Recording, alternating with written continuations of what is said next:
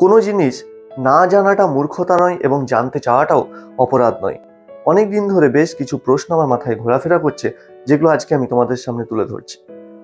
আমরা জানি যে হিন্দু মাইথোলজি অনুযায়ী এই বিশ্ব ব্রহ্মাণ্ডের সৃষ্টিকর্তা হলেন ভগবান। সেই অনুযায়ী আমাদের পৃথিবীকেও সৃষ্টি করেছেন ভগবান।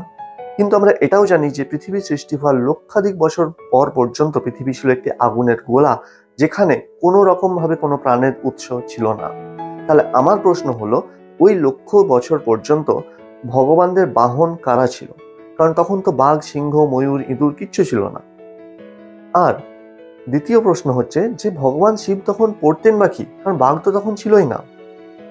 আমার তৃতীয় প্রশ্ন হলো যে আমরা দেখে থাকি মা দুর্গা মহিষাসুরকে ত্রিশূল হাতে বধ করছেন, কিন্তু লোহার আবিষ্কার 1200 খ্রিস্টপূর্বে।